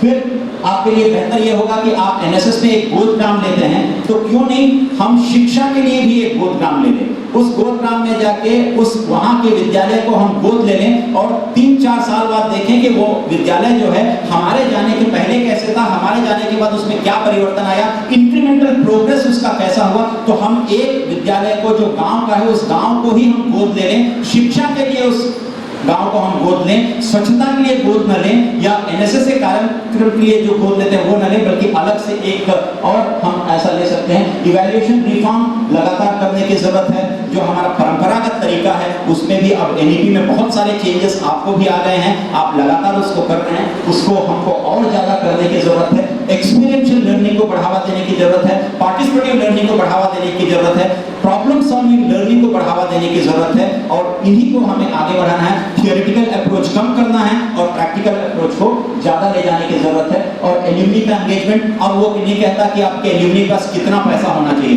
अब वो कहता है कि एल्यूमनी कनेक्ट कैसा है, आपके वेबसाइट पे एल्यूमनी का एक टैब है कि नहीं, उसमें सारे एल्यूमनी के डिटेल्स हैं कि नहीं, एल्यूमनी कितने बार आती है, एल्यूमनी की मीट कैसी होती है, एल्यूमनी के रिसोर्सेज का आप कैसे जनरेट करते हैं, एल्यूमनी के रिसोर्सेज को आप मार्शल कैसे करते हैं, एल्यूमनी कैसे आपके साथ कनेक्ट होती है, एल्यूमनी के साथ अपना रैको कैसे आप फिक्स करते हैं, everything is related with alumni. तो उस एल्यूमनी के साथ आपको बढ़ाने की जरूरत है। फिर गुरु दक्षता कार्यक्रम, फैकल्टी एनरिचमेंट प्रोग्राम जिसको आप एफडीपी कहते हैं, फैकल्टी डेवलपमेंट प्रोग्राम, वो गुरु दक्षता है और स्टूडेंट्स का जो था वो दीक्षारंभ है और यहाँ गुरु की दक्षता है। तो गुरु दक्ष होगा तभी तो जाकर एक भारत जो है वो सुदृढ़, सक्षम और समर्थ राष्ट्र के रूप में सामने आ पाएगा। तो वो एक कॉन्सेप्ट है, उसको बढ़ाने की जरूरत है। और उसके बाद में रिसर्च जो है वो लगातार बढ़ना चाहिए, लगातार उसकी क्वालिटी में भी एनहांस होना चाहिए। अभी मैं सर से बात कर रहा था तो सर बता रहे थे कि हमारे यहाँ तो हमने ये कह दिया है कि स्कोपस इंडेक्स में लगातार हमारे यहाँ वो पेपर्स जो है वो छपने चाहिए। वो एक तरीके का सेल्फ डिसिप्लिन हमारे यहाँ करने की जरूरत है। और क्वालिटी जो है वो कभी भी टॉप अप अप्रोच नहीं होता, वो बॉटम अप होता है। तो हमेशा क्वालिटी बॉटम से ऊपर की ओर जाना चाहिए। ऊपर से भोपाल से आदेश आएगा उसी की हम प्रतीक्षा ना करें, बल्कि हमने जो किया है उसको भोपाल जो है वो हमारे पीठ थपथपाए और कहे कि भाई हमने तो ये नहीं सोचा था और आपने ये कर लिया, हमारे बोले बिना कर लिया। That's what is quality and that's what is needed. और इसीलिए क्वालिटी रिसर्च को आगे बढ़ाने की mentoring of non accredited institutions हैं। उसके बाद क्वालिटी क्या है, the primary task of the society is to find a real teacher who performs his duty with perfection and dedication and is a perfect moral example for the society. ये टैगोर ने कहा था। तो हमें ऐसे टीचर्स बढ़ाने की जरूरत है क्योंकि quality of the nation depends on quality of citizens, quality of citizen depends on quality of education and quality of education depends on quality of teachers. और हम हर रोज आईना देखते हैं और हर रोज आईने में हमको हमारा चेहरा ही दिखाई देता है। तो दोष आईने में नहीं, हम में। जब हम आईना देखें तो हमको ऐसे दिखना चाहिए।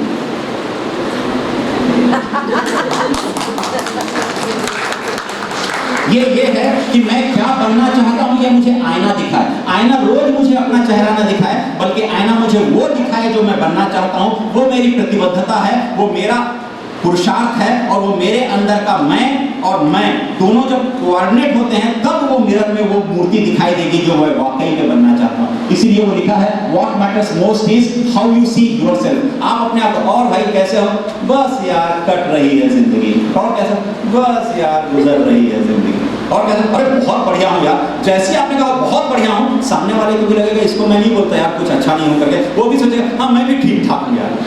आप कहेंगे गुजर रही जिंदगी, हाँ भाई अब क्या बताएं यार मेरी जिंदगी ऐसी है।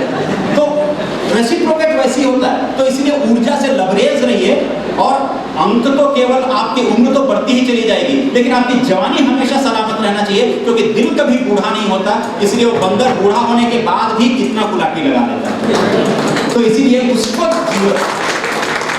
अपने अंदर के बच्चे को हमेशा जीवित रखिए, कहीं भी आपका वो बच्चा बूढ़ा नहीं होना चाहिए। और यही हमको NAAC सिखाता है, और इसीलिए वही क्वालिटी है, उसी क्वालिटी को आगे बढ़ाते हैं। तो ये है एजुकेट टू एलिवेट। स्टूडेंट्स को जितना एजुकेट करेंगे उतना स्टूडेंट्स एलिवेट होंगे, और जितना स्टूडेंट्स एलिवेट होंगे उतना आपका इंस्टीट्यूशन एलिवेट होगा। इसलिए लर्न करिए, रीलर्न करिए, अनलर्न करिए। जब तक आप अनलर्न नहीं करेंगे तब तक आप फिर लर्न नहीं कर पाएंगे। और लर्न को देखिए बहुत अच्छा है वर्ड, लर्न में से एल हटा दीजिए, बचा क्या? आप तब तक अर्न नहीं कर पाएंगे जब तक आप लर्न न करें। मोची पैसा तब कमाता है जब वो पहले लर्न करता है। हम भी पहले सीखते हैं पढ़ाना कैसा है, तब हम अर्न करते हैं। इसलिए लर्न होना बहुत जरूरी है। किसके लिए? अर्न के लिए। वो सारे बच्चों को भी बताने की जरूरत है। और इसलिए एक चाइनीज प्रोवर्ब है, if you plan for an year plant rice, if you plan for years plant trees, and if you plan for century educate people. और वही मैंने कहा था, education is educating the nation. वो हमें करने की जरूरत है। और इसीलिए ये रविन्द्रनाथ टैगोर की एक कविता थी जिसको मैंने छत्तीसगढ़ के परिप्रेक्ष्य में बनाया है, where the mind is without fear and the head is held high. तो उसको मैंने चेंज कर दिया था, where the mind is without fear and NAAC is held high. NAAC सबसे ऊपर है आज सारी जगह में, NAAC is held high. Where knowledge is free, where HEIs have been motivated and facilitated by state level quality assurance cell, hand holding into Chhattisgarh state, my father let the time prevail। तो हमने अपने Chhattisgarh, NAAC कहता है hand holding करना, हमने छत्तीसगढ़ में hand holding तो किया। महाविद्यालय NAAC से मूल्यांकित थे, और आज 210 शासकीय महाविद्यालय NAAC से मूल्यांकित।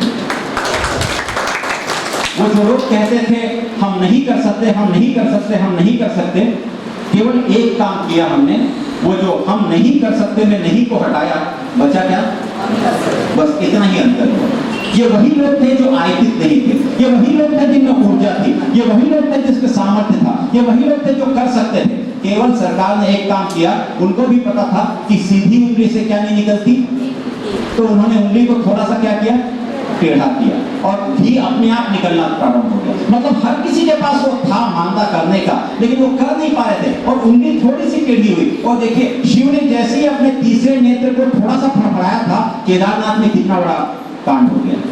वो केवल शिव ने तो नेत्र भी नहीं खोला था, उसने तो केवल वो ब्लिंक भी नहीं किया होगा, ये पलकें भी थोड़ी सी हिली होंगी और इतना हो गया। तो सरकार के पास तो इतनी ताकत है कि थोड़ा सा वो यदि कर ले तो बहुत सारी चीजें हासिल हो सकती हैं। मतलब ये है कि हमारे अंदर उतनी पोटेंशियल है, केवल हमको पोटेंशियल को डेवलप करने की जरूरत है। और उसी के कारण ये जो है NAAC का ट्विटर हैंडल है, जिसमें ये कहता है अगस्त 22 से लेके 7 मार्च 2023 तक इतने सारे स्टेट्स का उन्होंने एक सर्वे किया था। उसमें देखिएगा पहला स्टेट जो है छत्तीसगढ़ है, 98 कॉलेजेस का NAAC से एक्रेडिटेशन उस दौरान हुआ है। और बाकी सारे स्टेट देखिए, उत्तर प्रदेश, दिल्ली, उड़ीसा, पंजाब, जम्मू कश्मीर, हरियाणा, झारखंड, राजस्थान, हिमाचल, बिहार, उत्तराखंड, सारे आप कहते हैं डेवलप्ड स्टेट्स हैं। उनके सामने वो छत्तीसगढ़ खड़ा है जहां पर कांग्रेस के इतने नेताओं का बलिदान झीरम घाटी के पास हुआ। और आपके पास में गढ़चिरौली है, तो हमारे पास में पूरा का पूरा बस्तर जो है नक्सल अफेक्टेड है। वहां आप दरभा और झीरम की घाटी, एक महाविद्यालय NAAC से एक्रेडिटेड है, और मात्र 3 महाविद्यालय बचे हैं ट्राइबल एरिया के जिनका NAAC का एक्रेडिटेशन नहीं हुआ है। तो लगातार छत्तीसगढ़ में हर एक महाविद्यालय में हैंड होल्डिंग नहीं बल्कि हार्ट होल्डिंग हुई है। डायरेक्ट से लगातार मैं दौरा किया हूँ, हर एक महाविद्यालय में आया हूँ, रात को ट्रैवल किया हूँ, नक्सली एरिया में, ध्रुव नक्सल एरिया में रात को ट्रैवल किया हूँ, तब जाके ये मुकाम हासिल हो पाया है। तो इसलिए केवल और केवल एक परसेप्शन और मेंटल एटीट्यूड को चेंज करने की जरूरत है, तो वो ये रिजल्ट दिखाई देता है। और इसलिए छत्तीसगढ़ शासन उच्च शिक्षा विभाग को स्कॉच सिल्वर अवार्ड भी मिला था, जो अभी हमको मिला था इसी में, और असेसमेंट और एक्रेडिटेशन उसका था। और यूजीसी ने एक कंपेंडियम बनाया है, उस कंपेंडियम में हमारे 2 बेस्ट प्रैक्टिसेस को लिया है, एक हमारा एक्रेडिटेशन प्रोसेस को लिया है, और दूसरा जो है IKS इंडियन नॉलेज सिस्टम, जिसमें हमारे यहाँ छत्तीसगढ़ी में और अन्य जो हमारे फाइन आर्ट्स हैं उसमें कोर्सेज चलते हैं, उसको भी यूजीसी ने NAAC के कंपेंडियम में बेस्ट प्रैक्टिसेस में लिया है। तो इसी के साथ ये रॉबर्ट फ्रॉस्ट की लाइंस हैं, the woods are lovely dark indeed but I have promises to keep miles to go before I sleep, miles to go before I sleep. और हमने इसलिए कहा कि हम बड़गो नवा छत्तीसगढ़, हम नए छत्तीसगढ़ का निर्माण कर रहे हैं। आपने मुझे अवसर दिया, मेरी बातों को इतने देर से सुना, इसके लिए आपका बहुत बहुत आभार और धन्यवाद। हम मोटिवेट करें कि वो कॉम्पिटिशन के साथ साथ क्लासरूम में भी रेगुलर आएँ, तो ताकि जो आपने बताया हम नेक की जो क्राइटेरिया फुलफिल करना है, कैसे हम उन सब चीज़ों को कर सकते हैं। सर का एक बहुत बढ़िया प्रश्न ये था कि कॉम्पिटिटिव एग्जाम्स की ओर बच्चे उन्मुख हैं तो उनको क्लासरूम में कैसे लाएं, और क्लासरूम जो है वो अटेंडेंस हमारे स्टूडेंट्स का लगातार कम होता चला जा रहा है। सर इसमें केवल एक मेथोडोलॉजी हमको चेंज करने की जरूरत है।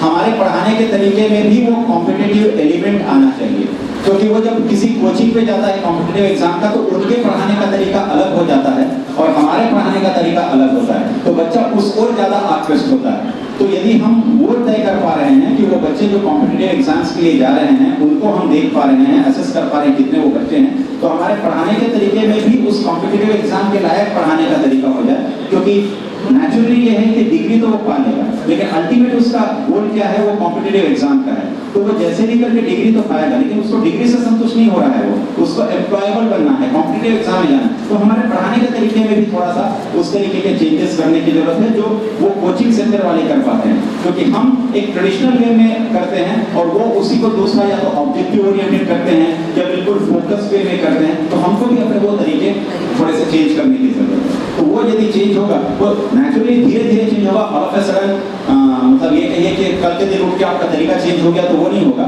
You need to implement that, and उसके अलावा ये होगा कि बच्चों को भी कोप अप करने की जरूरत है, उसमें भी थोड़ा सा टाइम लगेगा, but you can do it, that can be done. एक फिराक गोरखपुरी थे, फिराक गोरखपुरी जब कोई लेक्चर देते थे तो फिराक गोरखपुरी का ये था कि वो उठा के प्याला भी पी लेते थे और वहीं बैठे रहते थे, सिगरेट भी स्मोक करते थे। लेकिन फिराक गोरखपुरी यदि बोलते थे तो पूरी क्लास पिन ड्रॉप साइलेंस रहती थी, वो खिड़कियों में भी लोग बैठे होते थे, वो केवल उनको सुनने के लिए। उनको ये मतलब नहीं था कि फिराक कैसा दिख रहा है, फिराक क्या कर रहा है, बल्कि फिराक क्या बोल रहा है वो ज्यादा।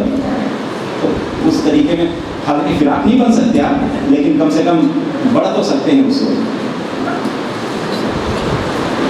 समय है उसमें हम सिलेबस की करिकुलम की चीज़ें तो पढ़ाते हैं, that is the education system. लेकिन जहाँ तक मुझे महसूस हो रहा है कि बच्चों को मोरल वैल्यू, एथिकल वैल्यू, क्या सही है क्या गलत है, ये इन चीज़ों के बारे में उनको पता नहीं है। They are using the technology, they are using the smartphone, पर दे आर नॉट अंडरस्टैंड कि व्हाट इज़ रॉन्ग और व्हाट इज़ राइट। हम उनको बोलते हैं कि आप ये लेक्चर क्या करिए, उस वीडियो से देख लीजिए।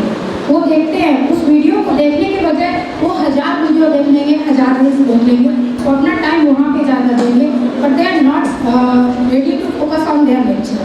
तो इसके लिए मुझे ऐसा पर्सनली फील होता है कि बच्चों को सही और गलत के बीच में क्या डिफरेंस है, मोरल वैल्यू क्या है, एथिकल वैल्यू क्या है, उसके बारे में फोकस करवाने के लिए अगर थोड़ा बहुत टिप्स हो तो हमें बता दीजिए। आपका सब्जेक्ट क्या है?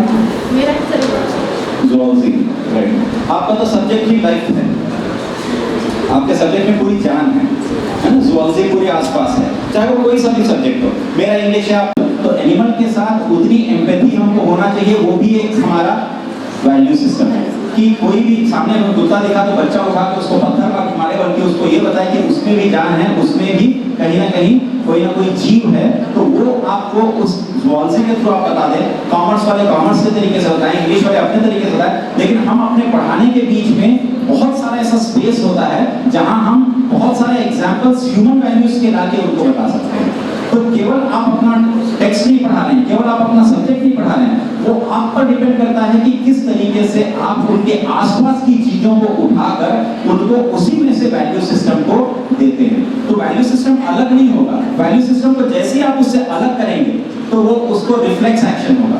उसको अट्रैक्ट करना है तो उसी में से जहां पर वो है उसी को उठा के, जैसे हम इंग्लिश में कहते हैं क्लासरूम सिचुएशन का यूज करना है। मुझे यदि आर्टिकल पढ़ाना है तो इस क्लासरूम में जितनी चीजें हैं उनको मैं लेके आर्टिकल पढ़ा सकता हूँ। मैं क्यों बताने की जरूरत करूँ कि राम ईट्स मैंगो, तो राम आम ही खाता है। सारे के सारे ग्रामर बुक राम को केवल आम ही खिलाती है। आज तक कोई भी ग्रामर बुक राम को पाइनएप्पल नहीं खिलाया, कोई भी ग्रामर बुक आज तक राम को कॉलीफ्लावर नहीं खिलाया। और राम ही क्यों, दूसरा क्यों नहीं आ सकता, भीम क्यों नहीं आ सकता, संतोष क्यों नहीं आ सकता, सुजय क्यों नहीं आ सकता, मीना क्यों नहीं आ सकती? तो हमने ग्रामर बुक वही पढ़ी है, राम ईट्स मैंगो, तो हम भी उसी ढर्रे में चल रहे हैं। तो हमको वो ढर्रा भी चेंज करने की जरूरत है। वो ढर्रा यदि चेंज हो गया, मैं क्लासरूम के एग्जांपल्स वो सारे बच्चों का लेता हूँ जो मेरे सामने बैठे हैं, और वो जो फल खाते हैं उसको लेता हूँ, ताकि वो बच्चा उसको समझ पाए, उसको रिलेट कर पाए, उसको कनेक्ट कर पाए। और जिस दिन वो कनेक्ट हो जाएगा, वैल्यूज तो अपने आप है, तो कनेक्ट अपने आप हो जाएगा। तो जब हम स्टेक होल्डर्स की बात करते हैं तो there are two sources, primary and secondary, involve students, teacher and parents. तो सर अभी जब हम कॉलेज में देख रहे हैं कि बच्चे जब कॉलेज में होते हैं तो पेरेंट्स का पार्टिसिपेशन बहुत कम होता है, तो जो स्टूडेंट सेटिस्फेक्शन जो हमको चाहिए उसमें पेरेंट्स का कहीं ना कहीं इम्पोर्टेंट रोल है। तो सर हम कैसे उनको ज़्यादा इन्वॉल्व कर सकते हैं पेरेंट्स को कॉलेज में स्टूडेंट?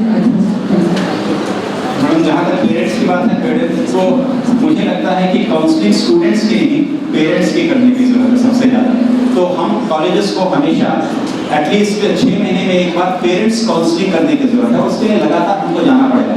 यदि आप जानते होंगे, एक सरस्वती शिशु मंदिर की संस्था चलती है, वहाँ के आचार्यों का ये दायित्व होता है कि वहाँ पढ़ने वाले बच्चों के घरों पे जाके आचार्य उनके माता पिता से संपर्क करें।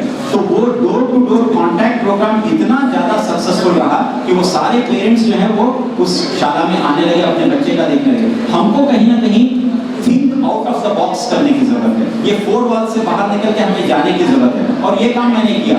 मेरे बच्चे मेरे बर्थडे में लाके मुझे क्यों गिफ्ट दें, मैं अपने कई बच्चों के बर्थडे में उनके घर में उनके बर्थडे के दिन चला जाता था और मैं उनको अपने तरफ से जो भी गिफ्ट है वो देता था।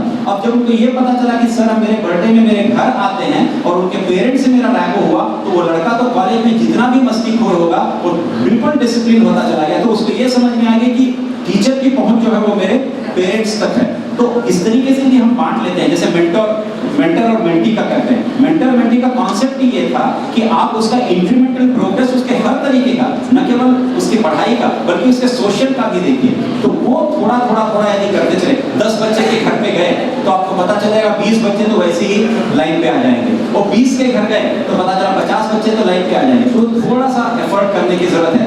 The more you do that the better results will come. Yes ma'am, आपसे बच्चे स्मार्टफोन यूज करते हैं, वहाँ भी मैंने देखा सबके पास स्मार्टफोन है, पर प्रॉपर यूज है इनका।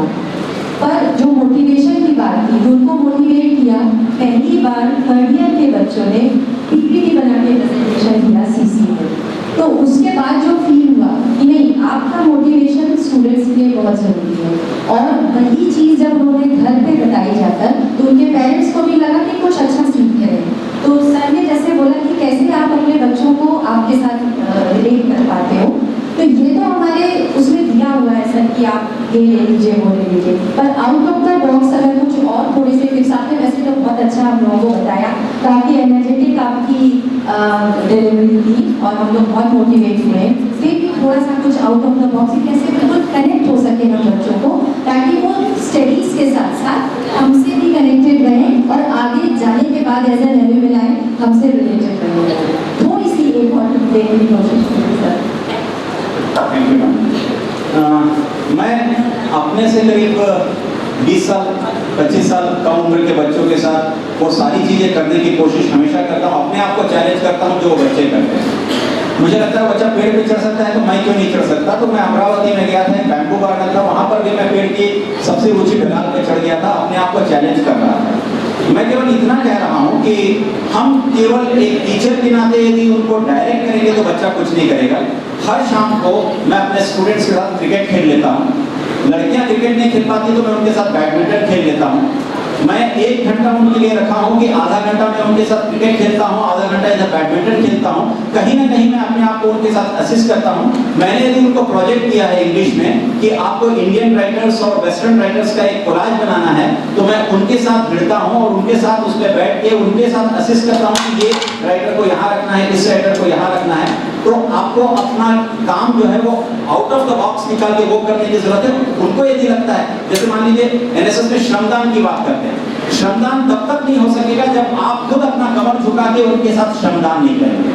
तो यदि आप ऑर्डर देंगे तो वो तो कर देंगे, लेकिन जब आप भिड़ेंगे तो वो कहेंगे अरे सर आप छोड़िए ना, मैं कर देता हूँ, मैं भी करता हूँ। तो आप भिड़ गए तो वो बच्चे 4 नहीं बल्कि 40 आपके साथ आ जाएंगे। तो कहीं ना कहीं वो ट्यूनिंग उस तरीके से करने की जरूरत है। और जहाँ तक पढ़ाई है, पढ़ाई में भी खास करके मेरा इंग्लिश का मानना है, इंग्लिश इतना डिफिकल्ट इसलिए हो गया कि हमने इंग्लिश को बिल्कुल एक स्ट्रेट जैकेट बना दिया। हमने कहा कि इंग्लिश हर बच्चे को बोलना है, लेकिन गलती नहीं होना चाहिए। और बच्चे के मन में हमने इतना फियर कर दिया कि वो इंग्लिश उसका कभी डियर नहीं हो पाया। तो फियर के कारण इंग्लिश डियर नहीं हुआ, और डियर नहीं हुआ इसलिए वो इंग्लिश उसके नियर नहीं हुआ, और नियर नहीं हुआ इसलिए वो इंग्लिश उसको क्लियर नहीं है। तो हिंदी उसको क्लियर नहीं लगता, इसलिए हिंदी उसकी डियर है, हिंदी उसकी नियर है, हिंदी उसको क्लियर हो जाती है। लेकिन इंग्लिश का फियर है, इसलिए डियर नहीं है, इसलिए नियर नहीं है, इसलिए क्लियर नहीं है। तो मैंने एक काम किया, बोर्ड पे वो सारा लिखा। मैंने कहा फियर हटाना है, तो उन्होंने कहा हाँ सर हटाना है। मैंने कहा एफ हटा देते हैं, तो बचा क्या? डियर। मैंने कहा डियर में से डी हटा देते हैं, बचा क्या? डियर। फिर मैंने कहा नियर में से एन हटा देते हैं, बचा क्या? डियर। क्लियर में से सीयर हटा देते हैं, बचा क्या? डियर। तो मैंने कहा सुभाष चंद्र बोस कहते थे तुम मुझे खून दो, मैं तुम्हें आजादी दूंगा। भारत आजाद देश है, मुझे तुम्हारा खून नहीं चाहिए। तुम मुझे 2 कान दे दो, मैं तुम्हें अंग्रेजी दे देता। तो बस बच्चे के हमें कान की जरूरत है, इसीलिए जिसके कान होंगे वो अंग्रेजी बोल सकता है। Even blind can speak English with the help of years, and every language can be learn with the help of years. केवल एटीट्यूडनल शिफ्ट है। लोगों ने कहा मुर्दाबाद मुर्दाबाद, घनश्याम मुर्दाबाद के नारे लगा रहे थे, लोगों ने ऐसे देखा तो उसने लिया, ऐसे मुर्दाबाद के नारे लग रहे हैं। मैंने कुछ नहीं किया, मैंने अपना मोबाइल ऐसे निकाला, मैंने स्टांस अपना चेंज किया, एक सेल्फी ले लिया ऐसा, तो लोगों को लगा कि ये लीडर है और कितने सारे लोग उसके फॉलोअर हैं। केवल स्टांस चेंज करने की जरूरत है। वो स्टांस आप चेंज कर लीजिए, सारा नेगेटिव अपने आप पॉजिटिव हो जाएगा। बहुत सारे तरीके से रेगुलर पढ़ाई का दबाव है और दूसरी तरफ पर्सनालिटी डेवलपमेंट भी कर रहा है। Being a student of Balaghat, मुझे ऐसा लगता है कि जो बड़े शहर हैं उनकी कंपैरिजन में हमारा पर्सनालिटी डेवलपमेंट कमजोर नजर आता है। तो सर इसके लिए आपके विचार हैं? बहुत अच्छे प्रश्न, बहुत बढ़िया प्रश्न। इधर आप ही एक शब्द आपने कहा, उस पर क्या पढ़ा? हमारा पर्सनालिटी क्या है? कमजोर।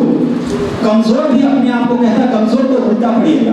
कमजोर वो व्यक्ति होता है जो जोर कम लगा। आपने जोर कम लगाया है इसलिए आप कमजोर हैं, आप पैदाइशी कमजोर हैं ही नहीं। जिस दिन आप जोर लगा देंगे आप कमजोर हो ही नहीं सकते। कमजोर क्यों कहता है कि आपने जोर कम लगाया? नहीं लगाया, नहीं कम लगाया है। आप एक बॉटल को ले लीजिए, ऐसे ढक्कन लगा हुआ, 10 लोग को देते जाइए, 1 नहीं खोल पाया, 2 नहीं खोल पाया, 3 नहीं खोल पाया, सब लगाते हैं।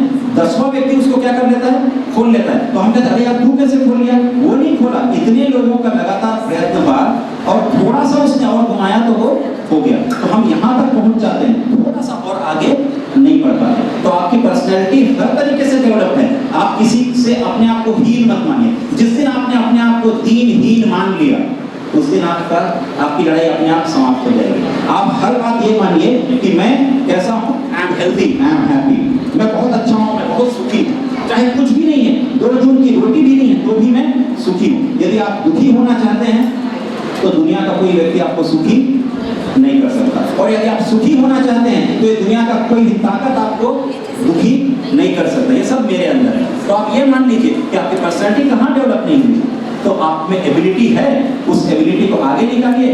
बाकी दुनिया को बोलना है, कुछ तो लोग कहेंगे, लोगों का काम है छोड़ो बेकार की बातों में, नींद न जाए, रहना रहना रहना रहना मतलब समय। तो इसलिए लोगों को जितना कहना है कहने देना, कहने वाले तो कहते ही रहेंगे, आपको केवल काम करना है। और यदि कोई व्यक्ति काम कर लेता है, काम का उल्टा क्या होता है? मकाम। मकाम मतलब बुलंदी। तो जो काम करता है उसी को तो मकाम मिलता है, और मकाम उसको मिलता है जो काम करता है। पर्सनालिटी डेवलपमेंट एनहांस करने की कुछ टिप्स बताएं। पर्सनालिटी डेवलपमेंट एनहांस करने का सबसे बड़ी तरीका ये है बेटा, आप एक लिस्ट बना लो कि आप क्या क्या कर सकते हैं या क्या क्या नहीं कर सकते। पहले नहीं से चालू करना। तो क्या क्या नहीं कर सकते, उसमें से जो क्या कर सकते हो वो बचा, जो क्या कर सकते हो उसको और अच्छे से करने की कोशिश करना। तो उस तरीके से आपका बढ़ेगा। आईने के सामने रोज खड़े होना। रजनीकांत को जानते हो? थरेवा जानते हो, है ना? वो रजनीकांत क्या करता है, उसके रूम में जितने एक्शन करता है, ऊपर नीचे आजू बाजू सब तरफ आईने लगे हैं। वो जितना भी स्टंट फिल्मों में करता है वो सारा स्टंट अपने घर पे करता है। तो आप भी आईने के सामने खड़े होकर रोज अपनी पर्सनालिटी देखना, रोज अपने बारे में बोलना, चाहे हिंदी में बोलो, अंग्रेजी में बोलो, जैसे बोलो, रोज अपने बारे में बोलना, फिर परिवार के बारे में बोलना, फिर अपने जगह के बारे में बोलना, अपने कॉलेज के बारे में बोलना। ऐसे बोलना प्रैक्टिस करना, लगातार बोलते जाना। कौन क्या बोलता है उससे मतलब नहीं, ऐसे बोलते जाओगे तो धीरे धीरे आप में भी क्या बढ़ेगा, हाँ जिसको हम कहते हैं आत्मविश्वास। तो आपका आत्मविश्वास धीरे धीरे बढ़ने लगा। फिर महाविद्यालय में कोई प्रतियोगिता हुई तो आप अपने आप क्या होगे, चले आओगे, नहीं मैं भी बोलूंगी, तो आप बोलने लगोगे। और वहां 2-4 लोगों ने क्या किया, आपके लिए ताली बजा दी। तो ताली जैसी बजी तो आप तो और आगे बढ़ जाएंगे, आपको उत्साह और मिल जाएगा। ऐसे ही करते जाना, एक एक स्टेप चढ़ना, तो एक एक स्टेप चढ़ते जाना और अपने आप को कभी भी कम मत आंकना किसी से, ठीक। तो वही आपकी सबसे बड़ी जीत होगी, उसके अलावा कुछ भी नहीं, ठीक।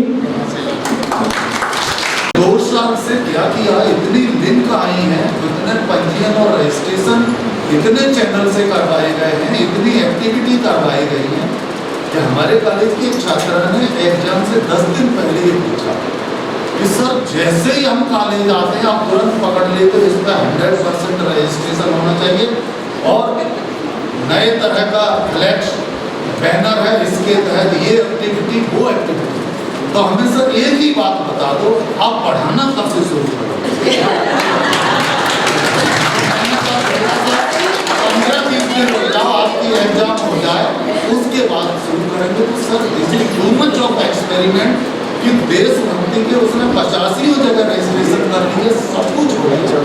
और मुझे लगता है something is missing, it is horribly कि अब क्या करें सर। और बच्चे का शायद हमारे यहाँ है 2-2.5 घंटे से ज़्यादा कॉलेज में नहीं हो, ये हमारा सत्य है। तो क्या हम उस बच्चे को क्या जवाब देंगे? और सर ये तो तब है कि प्रोग्राम को जितने आते हैं मात्र 20% फॉलो करते हैं। जिस प्रेशर से और जिन घंटियों से प्रोग्राम आता है ना, पूरा 100% करें तो साल भर और कुछ भी करने की कोई ज़रूरत नहीं होगी ना, सारा स्टाफ उसी में लग जाएगा। तो पता नहीं छत्तीसगढ़ में क्या हाल है, हमारे मध्य प्रदेश में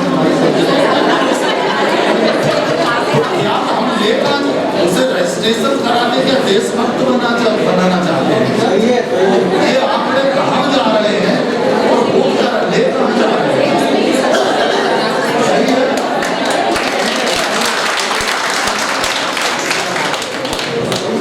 बहुत बड़ा ऑडियंस का जो क्वेश्चन था, उस क्वेश्चन को आपने पीक पे लेके गए। स्पीकर में एसपी हटा दीजिए तो पीक भी, तो आप पीक पे लेके चले गए, तो लोगों ने आपके लिए खूब तालियां बजाई। बहुत बढ़िया बात है। मैं इसका थोड़ा सा अलग लेता हूँ सर।